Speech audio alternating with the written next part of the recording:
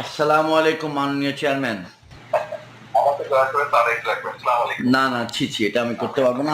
আমাকে ওই অনুরোধ করবেন না। আমি আপনাকে মাননীয় চেয়ারম্যানই বলবো, অসুবিধা নাই। আল্লাহর কাছে শুক্রিয়া, আলহামদুলিল্লাহ। আপনার উদারতার জন্য অনেক শুক্রিয়া, কিন্তু এটা একটা বাজে রেওয়াজ এস্টাবলিশ হয়ে যাবে।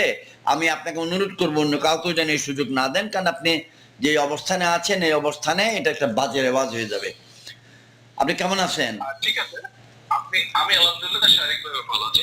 আমি বলি আমার কথাটা আমি শেষ করি। যখন আপনি এবং আমি প্রাইভেটলি আলাপ করবো, আমাকে আপনি জাস্ট তারেক বলবেন, ঠিক আছে? I understand the official thing করেন, জি জি বাট জি প্রাইভেটলি যখন আপনি আলাপ করবো, আমাকে দয়া করে তারেক বলেই থাকবেন। আপনি আমার থেকে বয়সে অনেক বড়। জি, আল্লাহ রহমত করুক, অসুবিধা নেই। অনেক শুক্রিয়া। জি জি জি জি জি বলেন, কাইন্ডলি বলেন। আপনি রিং দিছিলেন 6টা বাজে, ঠিক সন্ধ্যা 6টায় বাংলাদেশে। তখন আমি ধরতে পারি নাই। এখন অ্যাপ্রক্সিমেটলি 2 ঘন্টা দেরিতে রিং ব্যাক করলাম। আমি ওই একটু দৌড়াদৌড়িতে ছিলাম ক্যান্টনমেন্টের ভিতরে হাসপাতালে। আমি 2 দিন ধরে থেরাপি দিতে যাইতে পারি নাই। এই জন্য সন্ধ্যাবেলা অনুরোধ করিয়া লোক আনাই একটু থেরাপি দিছি কোমরের জন্য। ওই মিছিলে যাইয়া ব্যথা পাইছি, পুরানা ব্যথাটা নতুন করে পাইছি আর কি। আবার এটা যা হয়, তো আমাদের তো 75 বছর বয়স। আমার I have cross 74 and now it is running 75। এর মধ্যে মিছিলে গেলে একটা রিস্ক থাকে, আবার না গেলে কর্মীরা উজ্জীবিত হয় না। না, আমি অ্যাকচুয়ালি আজকে আপনার সাথে একটু আলাপ করতে চেয়েছি। একটা দাবি নিয়ে আপনার সাথে আমি একটু আলাপ করতে চেয়েছি, একটা বিষয়। জি, আপনি মেহরবানি করে বলেন, কাইন্ডলি। জি জি কাইন্ডলি বলেন। আমি দাবিটা আমার হচ্ছে যে আপনি একজন মুক্তিযোদ্ধা। যেহেতু আপনি একজন মুক্তিযোদ্ধা, আমি একজন মুক্তিযোদ্ধার সন্তান হিসেবে আপনার কাছে এই দাবিটা করছি। দাবিটা হচ্ছে যে আপনি এবং আমার বাবা, আপনারা যখন যুদ্ধ করেছিলেন, আপনারা একটা আশা, একটা আকাঙ্ক্ষা নিয়ে যুদ্ধ করেছিলেন।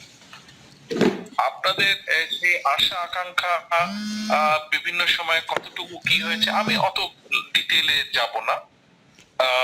যখন আব্বা দায়িত্বে ছিলেন, উনি কতটুকু কিভাবে কাজ করেছেন দেশের জন্য, মানুষের জন্য, এটা আপনি দেখেছেন। এই ব্যাপারে আপনার আমি যতটুকু শুনেছি আপনার কাছ থেকে, এই ব্যাপারে আপনার বিন্দুমাত্র কোনো সন্দেহ নাই ওনার দেশপ্রেম নিয়ে এবং ওনার চেষ্টা নিয়ে। যেহেতু আপনি ওনার একজন সহকর্মী ছিলেন মুক্তিযোদ্ধা হিসাবে, এবং আমি যেহেতু ওনার সন্তান, আজকে দেশের এই যে ক্রাইসিস মোমেন্টটা, দেশের এই ক্রাইসিস বলি, এই সমস্যা যেটাই বলি, মুক্তিযোদ্ধা জিয়াউর রহমান সাহেবের সন্তান হিসেবে আমি শুধু বলবো যে আমি অনুরোধ করব আপনি আমার পাশে থাকবেন যতক্ষণ আমরা এই সমস্যাটার সমাধান করতে না পারছি। একজন মুক্তিযোদ্ধার সন্তান হিসাবে আমি একজন মুক্তিযোদ্ধাকে আমি অনুরোধ করছি যে আমি চাই আপনি আমার পাশে থাকবেন। আমি জানি আপনার উপরে অনেক রকম প্রেশার আছে, অনেক সমস্যা আছে, প্রেশার আছে, বিভিন্ন রকম বিষয় আছে, আই আন্ডারস্ট্যান্ড। বাট আপনারা যুদ্ধ করেছিলেন অস্ত্র হাতে, সেই সুযোগ আমাদের হয়নি, বাট সিমিলার সর্ট অফ একটা সুযোগ আমার কাছেও এসেছে। সো আমি হয়তো সরাসরি সেভাবে যুদ্ধের মাঠে নেই অস্ত্র হাতে, বাট আমি হয়তো কিছুটা হলেও রিয়েলাইজ করতে পারি আপনারা সেই সময় কতটা স্ট্রং স্পিরিট নিয়ে, সাহস নিয়ে, ধৈর্যের সাথে মোকাবেলা করে দেশকে স্বাধীন করেছিলেন। কিছুটা হলেও আই ক্যান রিয়েলাইজ, বিকজ আমিও হয়তো ওরকম একটা কাছাকাছি সিচুয়েশনের মধ্যে দিয়ে হয়তো যাচ্ছি। যেভাবে আমাদের নেতা কর্মীদের উপরে টর্চার, নির্যাতন, খুন, গুম হয়েছে, কোনো অংশে কম না যুদ্ধের থেকে। এবং এটা গত 15 বছর হচ্ছে, কোন অংশে কম না। আপনি নিজেও বহু সাক্ষী, আপনি নিজেও এর প্রতিবাদ করেছেন অনেক সময়। এই অন্যায়, এই অবিচার, এই অত্যাচার, এই খুন, এই গুণের ভিতরে আপনিও প্রতিবাদ করেছেন। আমি সেই জন্য আপনারা যে আশা আকাঙ্ক্ষা নিয়ে যুদ্ধ করেছিলেন, কাছাকাছি একটা বিষয়ের মধ্যে দিয়ে আমিও যেহেতু যাচ্ছি, সেই জন্যই আজকে আমি আপনাকে বিনীতভাবে অনুরোধ করব, একজন মুক্তিযোদ্ধার সন্তান হিসেবে, একজন মুক্তিযোদ্ধাকে, যে আমি দৃঢ়ভাবে বিশ্বাস করতে চাই যে এই সংকট যতক্ষণ সমাধান না হচ্ছে, আপনি আপনার গাইডেন্স, আপনার অ্যাডভাইস সবসময় আমাকে দিবেন, আমি আপনাকে আমার পাশে পাবো। এই বিশ্বাসটা আমি রাখতে চাই, এই অনুরোধটা আমি আপনাকে করতে চাই আজকে। জি, থ্যাংক ইউ। আমি আমি কি আমি এটাই বলতে চেয়েছিলাম। আমি কি কিছু বলবো? প্লিজ, আপনি নিশ্চয়ই। আমি যেটা বলতে চাই সেটা হলো যে আপনার পাশে আছি বলেই এখন পর্যন্ত আপনার কলটা রিসিভ করেছি, আপনার সঙ্গে সম্মানের সঙ্গে কথা বলছি, এবং আপনি প্রস্তাব দেওয়া সত্ত্বেও আমি সেই সৌজন্যটা ভাঙি নাই। কিন্তু আমাদের অতীতে অনেকগুলো ভুলভ্রান্তি হয়েছে। ভুলভ্রান্তিগুলো আলোচনার, এবং বর্তমানেও ভুলভ্রান্তি হচ্ছে, ভুলভ্রান্তিগুলো আলোচনার কোনো ফোরাম আমাদের কাছে নাই। আমরা ভুলভ্রান্তিগুলো আলোচনা করি না।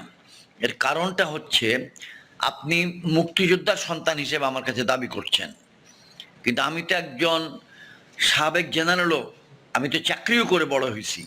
আমার সেই অভিজ্ঞতাটা আপনি মূল্যায়ন করছেন কিনা, আপনি সেটার উপরে কোনো গুরুত্ব দিচ্ছেন কিনা। আমি 16টি বছর একটি রাজনৈতিক দলেরও চেয়ারম্যান। তাহলে আমার অনেকগুলো পরিচয় যে আমি একজন মুক্তিযোদ্ধা ছিলাম, শহীদ রাষ্ট্রপতি জিয়াউর রহমানের অনেক ছোট, এবং অতঃপর চাকরি করে মেজর জেনারেল হয়েছি। চাকরি জীবনে আমার সাফল্য ছিল আল্লাহর রহমত, এবং মাননীয় দেশনেত্রী বেগম খালেদা জিয়া সব কিছু জানতেন, জেনেছেন যখন আমি ব্রিগেডিয়ার এবং যখন আমি মেজর জেনারেল হয়েছি ওনার হাত দিয়ে। তারপরে আমি রিটায়ার্ড লাইফে 10 বছর সিভিল সোসাইটি বা সুশীল সমাজের সঙ্গে চলেছি। এরপর 2008 সাল থেকে আমি কি বলে রাজনীতিতে আছি 8 ডিসেম্বর থেকে। তো 7 ডিসেম্বর থেকে, আর 8 তো নির্বাচন ছিল। তো আপনি যেই আশাটা আমার কাছে ব্যক্ত করলেন, এটার জন্য অনেক অনেক শুক্রিয়া, অনেক শুক্রিয়া। কিন্তু মুক্তিযুদ্ধ এবং সেই অভিজ্ঞতাটা হলো ইয়াং ইব্রাহিমের। আজকে তো আমি 75 ইয়ার্স ওল্ড। তাহলে এই মাঝখানে যে অংশটা আছে, এই অংশটার কোনো মূল্যায়ন আমি আমার বর্তমান রাজনৈতিক পরিমণ্ডলে পাই নাই। আমার বর্তমান রাজনৈতিক পরিমণ্ডলের রাজনৈতিক দলের চেয়ারম্যান আছে ক, খ, গ, ঘ, উম, চ, বর্গীয় জ। আমি এই 26টা বাংলা বর্ণমালার একটা বর্ণমালা। তাহলে আমার এই ক্যারিয়ার, আমার এই চিন্তা, এটার এই অভিজ্ঞতা কোনোখানে প্লেস করার কোনো ফোরাম আমি আপনাদের কাছে পাই নাই। আমি এই জন্য অনেক দুঃখিত এবং ব্যথিত। আমি মাননীয় চেয়ারম্যানকে বলছি যে আপনার ধৈর্যের উপরে আমি যদি চাপ দেই এটা ক্ষমা করবেন, কিন্তু আমরা একটা আলোচনাটা করে নিলে ভালো, যেন আমি একটা অবদান রাখতে পারি। প্রচন্ড বৃষ্টি এসেছিল মিছিলে, প্রচন্ড, আমাদের আন্দোলনের সময়। সব রাজনৈতিক নেতারা যার তার ঘরে ঢুকে গেছে, দোকানে ঢুকে গেছে। জেনারেল ইব্রাহিম যুদ্ধ করছে বৃষ্টি মাথায় নিয়ে, শহীদ রাষ্ট্রপতি জিয়াউর রহমান যুদ্ধ করছে বৃষ্টি মাথায় নিয়ে। শহীদ রাষ্ট্রপতি জিয়াউর রহমান আর্মিতে রাত্রেবেলা মার্চ করেছে, বৃষ্টি পড়তেছে কিন্তু মার্চ করেছে সৈনিকদের নিয়ে। আমি আমার আন্দোলনের সহকর্মীদের ফালাই নাই, আমি বৃষ্টির মধ্যে দাঁড়াইয়া, চেয়ারের উপর দাঁড়াইয়া বাংলাদেশের পতাকা নিয়ে স্লোগান দিছি। এটা তার কেউ করে নাই। এখন যারা ফটো সেশন করে আপনাদের কাছে পাঠায়, বিএনপি অফিসে পাঠায়, ওখানে পাঠায়, সেটা আর আমার মধ্যে একটা তফাৎ আপনারা সৃষ্টি করতে পারেন নাই। বাট সেই মেজর জেনারেল ইব্রাহিম কোনোদিন উপযুক্ত মূল্যায়ন পায় নাই। এখন থেকে 3-4 মাস আগে আমি আপনাকে 9 বার ফোন করছি আপনার সহকারী একজনের নম্বরে। I gave him 9 calls at different times. He never responded back. গত 5, 9, 7, 8 মাসে কামাল সাহেবের প্রেতাত্মা, জাতীয় ঐক্যফ্রন্টের নেতা ছিলেন কামাল সাহেব, কামাল সাহেবের প্রেতাত্মা আমাদের মধ্যে এখনো ঘুরছে। জাতীয় ঐক্যফ্রন্টের অন্যতম শরিক ছিলেন জাতীয় সমাজতান্ত্রিক দল জাসদের নেতা জনাব আব্দুর রব, এখনো ঘুরছেন। কামাল সাহেবের জাতীয় ঐক্যফ্রন্টের অন্যতম শরিক ছিলেন গণতন্ত্র জনাব মাহমুদুর রহমান মান্না, তিনি এখনো ঘুরছেন। জাফরুল্লাহ ভাই মারা গেছেন, আপনার সঙ্গে বেয়াদবি করছে, বিএনপির সঙ্গে বেয়াদবি করছে, আল্লাহ মাফ করুক, তিনি, তার প্রেতাত্মা শেখ রফিকুল ইসলাম বাবলু ঘুরছে। এবং বিএনপির ঢাকার নেতৃত্ব, ঢাকা হাইকমান্ড গণতন্ত্র মঞ্চের প্রতি এত দুর্বল যেটা আপনাকে ভাষায় আমি বুঝাইতে পারবো না। I am a die hard soldier of শহীদ রাষ্ট্রপতি জিয়াউর রহমান। আমার এই আনুগত্যের মধ্যে কিছুই নাই। আমার এখন 10 কোটি টাকার ঋণ আছে, 10 কোটি। এই 10 কোটি টাকা ঋণ হওয়ার কারণ হইল আমি 16টা বছর রাজনীতি করতেছি আমার নিজের ঘরের খাইয়া, ঘরের পয়সা দিয়ে, আমার ফ্ল্যাট বেচছে, আমার বাড়ি বেচছে, আমার জমি বেচছে। কারণ একটা পয়সা এই বাংলাদেশে আমাকে কেউ কোনোদিন দেয় নাই, কোনোদিন কেউ জিজ্ঞাসা করে নাই, কথাও বলে নাই একদম। So we are living a very difficult life.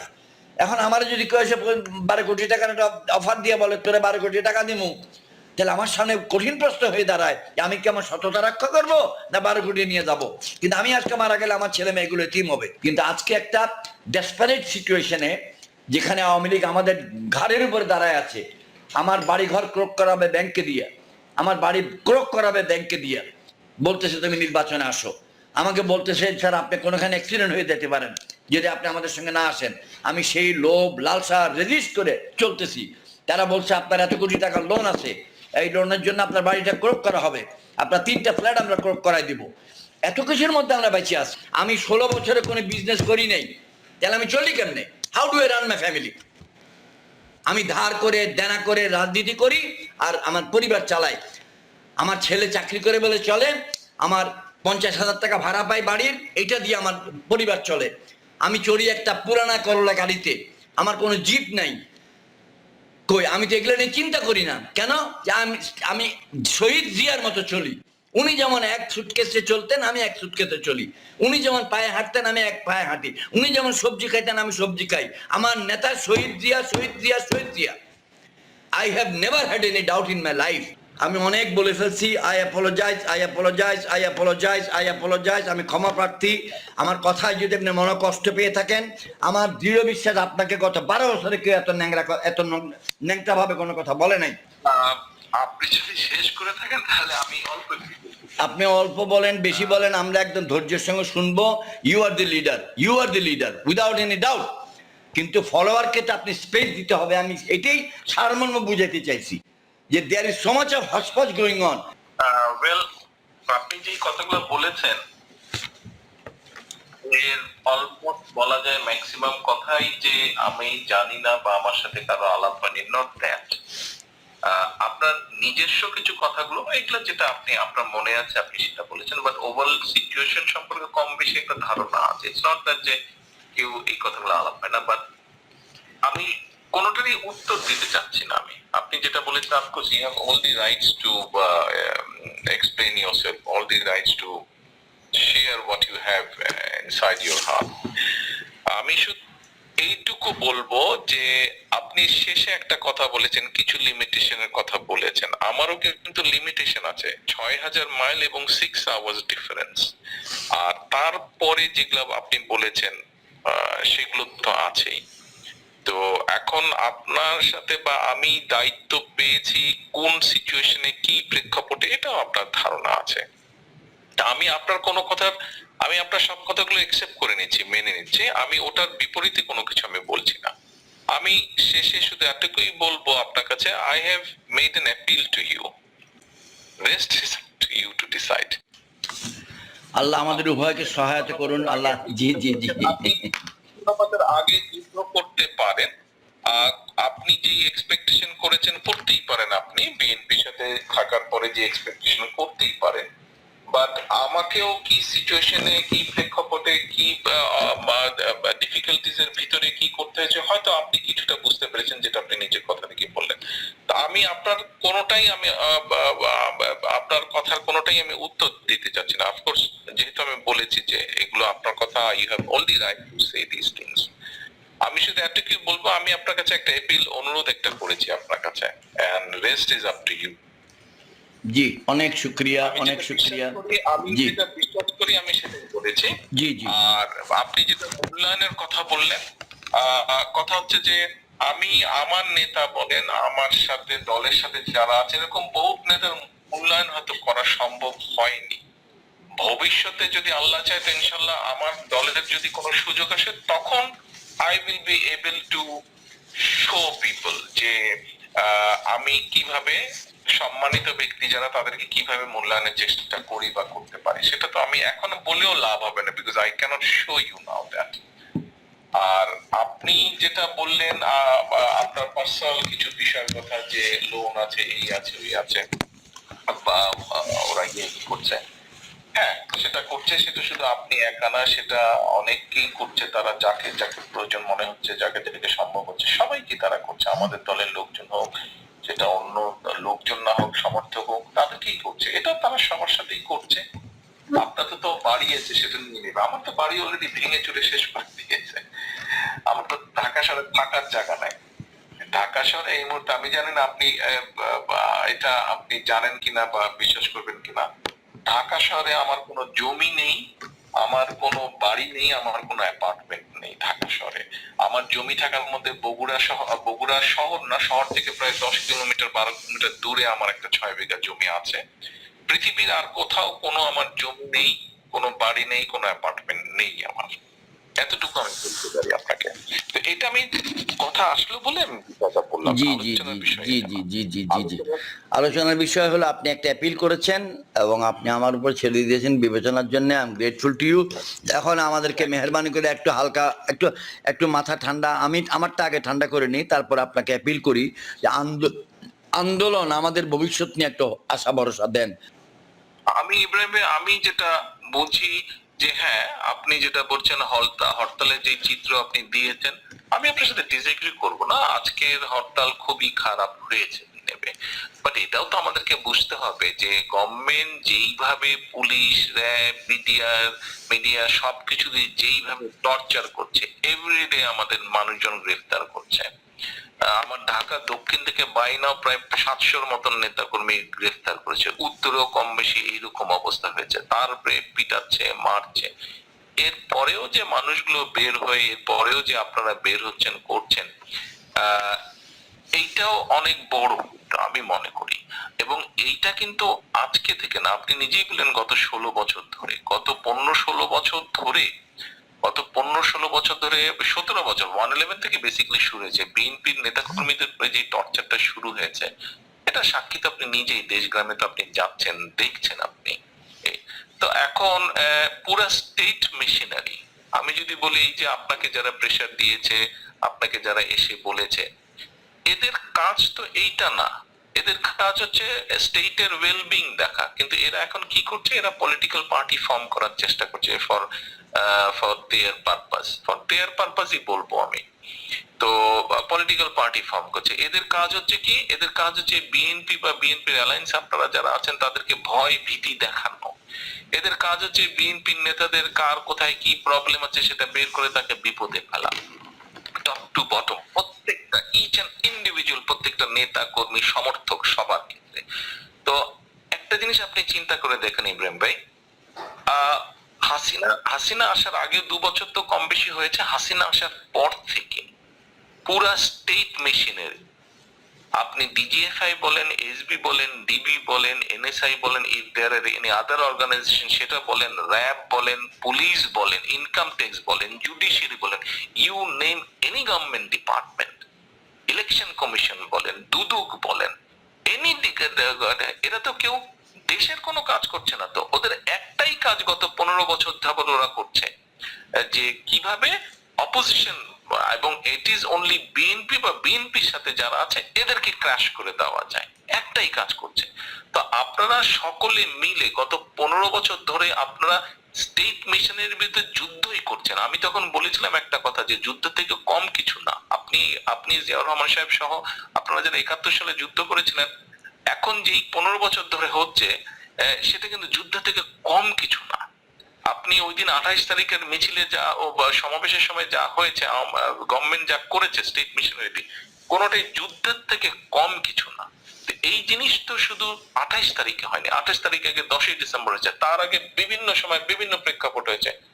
তো এটা তো হয়েই যাচ্ছে কন্টিনিউয়াস প্রসেস। এবং আমার খালি হাতের নেতা কর্মীরা, দেশ গ্রামের নেতা কর্মীরা ছাত্র দল করে, যুব দল করে, ঢাকা শহরে থানায় থাকে, কি বা তাদের ব্যাকআপ, ফাইন্যান্সিয়াল ব্যাকআপ বলেন, এডুকেশন ব্যাকআপ বলেন, ইন্টেলেকচুয়াল সাপোর্ট বলেন, কি বা তাদের কি একটা বিশ্বাসের বসে তারা গভর্নমেন্টের আর্মস ফোর্স, মানে ফায়ার আর্মস এর এগেইনস্টে, গভর্নমেন্টের জুডিশিয়ারির এগেইনস্টে ইকুইপড, ওয়েল ইকুইপড, একদম ট্রেইনড লোকজনের সাথে তারা যুদ্ধ করছে, যাদের যুদ্ধ করার কথা না তাদের সাথে যারা যুদ্ধ করে টিকে আছে। ঢাকা শহরে আপনি 100 কদম যাবেন, এক জায়গায় র্যাব বসে পাহারা দিচ্ছে, আরেক 100 কদম যাবেন পুলিশ বসে পাহারা দিচ্ছে, আরেক 100 কদম। এবং এখন কি হয়েছে, যুবলীগ ছাত্র এগুলা বাড়ি বাড়ি ঘরে ঘরে গিয়ে নিয়ে এসে ধরে ধরে দিয়ে দিচ্ছে পুলিশের হাতে, এবং দেবার আগে রীতিমতন ফিজিক্যালি টর্চার করছে রীতিমতন, তারপরে দিয়ে দিচ্ছে। এই পুরা জিনিসের এগেনস্টে আপনি যদি মনে করেন 2,40,00,000 লোক যেই শহরে বাস করে সেখানে একদম স্ট্যান্ড স্টিল থাকবে হরতাল, প্রত্যেকটা হরতালে, এটা তো মনে হয় ইমপ্র্যাকটিক্যাল। এই প্রেক্ষাপটে আমাদের সামনে একটি আলোকবর্তিকা হলো আপনি, because you are our leader. আপনি আছেন সেই জায়গায় শত কষ্টের মধ্যেও, আপনি একটু আমাদেরকে এই জায়গাটাতে একটু একটু গাইডেন্স দেন। ইব্রাহিম ভাই, আমি আলোকবর্তিকা না, দিস ইজ ভেরি রং। আমি আলোকবর্তিকা না, আমাকে এইভাবে মানে এইভাবে আমার কাঁধে সবকিছু ফেলে দেওয়া ঠিক না। আপনারা ওখানে আছেন, আলোকবর্তিকা আমরা সকলে, আলোকবর্তিকা বর্তিকা বাংলাদেশের মানুষ। এতটুকু নিশ্চয়ই আপনি বোঝেন যে এই মুহূর্তে বাংলাদেশের মানুষ, সাধারণ মানুষ ওইভাবে বের হয় না। যুদ্ধের সময় আপনারা যুদ্ধ করেছেন। গতকালকে আমি অলি আহমেদ সাহেবের সাথে আলাপ করছিলাম, কথায় কথায় একটি কথা বললাম আমি যে আপনারা যখন যুদ্ধ করেছেন তখন তো দেশের জনসংখ্যা ছিল নিয়ার অ্যাবাউট 7 crore, 7 কোটির মতন ছিল, প্লাস মাইনাস। 1 কোটি লোক চলে গেল ইন্ডিয়াতে, বাংলাদেশে ছিল বোধহয় 6 কোটি বা প্লাস মাইনাস 6 কোটি বা 5.5 কোটি, 5 কোটি এরকম মানুষ। যুদ্ধ করেছে কত? 1 থেকে 1.5 লক্ষ মানুষ। অলি সাহেব সাথে সাথে বললেন নো, নট মোর দেন 50,000 মানুষ, ম্যাক্সিমাম 50,000, তাও হয়তো বেশি হবে, মানুষ যুদ্ধ করেছে। উনি 50,000 কথাটা বললেন। আমি বললাম যে সরাসরি বা ডাইরেক্টলি ইনডাইরেক্টলি হয়তো 1 থেকে 1.5 লক্ষ মানুষ যুদ্ধ করেছে। উনিও তো মুক্তিযোদ্ধা, উনিও যেহেতু মাঠে যান, উনি বলেন যে না তারেক, এটা আমি মনে করি না 50,000-এর বেশি লোক, তাও অনেক বেশি। যে কথাটা আমি বলতে যাচ্ছি ইব্রাহিম ভাই, যে মানুষের সমর্থন এখনো আছে, এটা তো আপনি নিশ্চয়ই দেখছেন, ফিল করছেন, দেখছেন, এটা এক্সপিরিয়েন্স করছেন।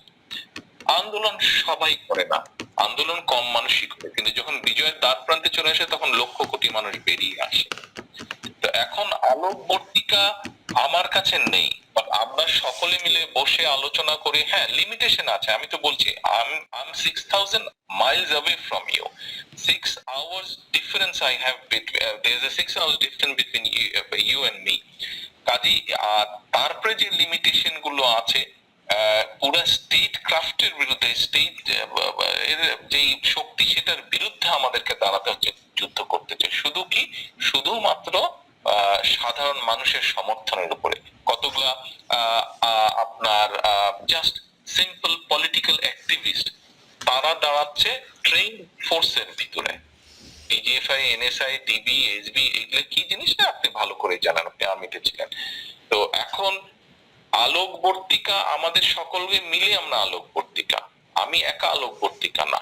আমি যতটুকু পেরেছি 5 বছরে এই এই যে ম্যাডামকে অ্যারেস্ট করার পরে কি সিচুয়েশনের মধ্যে ছিল পুরো দলটা, সেখান থেকে যতটুকু পেরেছি আমি চেষ্টা করেছি সবার সাথে কম বেশি কথা বলে জায়গায় আসতে, একটা জায়গায় আসতে। এখন দেশে এই সিচুয়েশনটা আছে, আপনি আন্তর্জাতিক যেটা বললেন, ওরা তো আর বলবে না, ওরা তো আর বলবে না যে ওরা কি করছে, ওরা আলোচনা করছে, ওরা কিছু বলবে।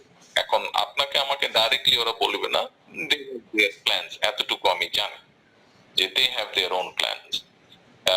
এতটুকু তারা বলে যে আমরা মনে করি সামনের দিনে ডেমোক্রেটিক শক্তি দেশ বাংলাদেশকে পরিচালনা করবে, এইভাবে তারা কথা বলে। তারা তো আর বলে না যে আমরা অমুক তারিখে এটা করব, তমুক তারিখে এটা করব, তারপরের তারিখে ওটা করব। এটা তো বলবে না, এটা আপনি নিজেও বুঝেন। আপনি থাকলে কি আপনি বলতেন? আপনিও বলতেন না। তো এখন বিষয়টা এটা, হরতাল অবরোধ কতটুকু কি হবে বলতে পারি না। শেখ মুজিব সম্পর্কে এত বড় কথা বলে, শেখ মুজিবও তো যদি আমরা ধরেও নেই শেখ মুজিবের পুরো কৃতিত্ব, তারপরে তো হি টুক 24 years to bring Bangladesh out from Pakistan. আমরা যদি ধরি, দেখেন গান্ধীরও 20 বছর সময় লেগেছে। তো এরকমই হয়েছিল, আন্দোলন তো এভাবেই হবে, আস্তে আস্তে পিপলস উইন এরকমই হবে, পিপল এইভাবেই তো উইন করবে। আমি আমার ক্ষুদ্র এক্সপিরিয়েন্স থেকে, আপনার বয়স আমার থেকে অনেক বেশি, আপনার এক্সপিরিয়েন্স বেশি, আপনার জানার পরিধিও আমার থেকে বেশি, আমি আমার অবস্থান থেকে যতটুকু দেখেছি, একটা রাজনৈতিক দল এর বেশি কি করবে? আপনি নিজেও তো বললেন, বিভিন্ন জায়গায় আপনি বলেছেন যে সিভিল পলিটিক্যাল অ্যাক্টিভিস্ট এই ট্রেন ফোর্সের এগেইনস্ট এরকম একটা এরকম ডিক্টেটরের বিরুদ্ধে কিভাবে করবে? এভাবেই যেতে হবে আমাদেরকে। আমরা যেহেতু শান্তিপূর্ণভাবে বা ডেমোক্রেটিক ওয়েতে বিশ্বাস করি, আমাদেরকে এভাবেই যেতে হবে। পৃথিবীর উন্নতি তো এইভাবেই হয়, যেসব দেশ কম বেশি একসময় ডেমোক্রেসি ছিল, তারপরে আবার ডিক্টেটর এসছে, তারপরে আবার মুক্ত হয়েছে, ডিক্টেটর মুক্ত। এটাই আমি এক্সপিরিয়েন্স করি।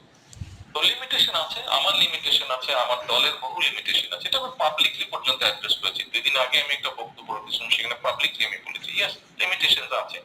আমি জোটের নেতাই হোক, আমার দলের নেতা হোক, অনেক সময় অনেকে মূল্যায়ন করতে পারেনি, করা যায়নি।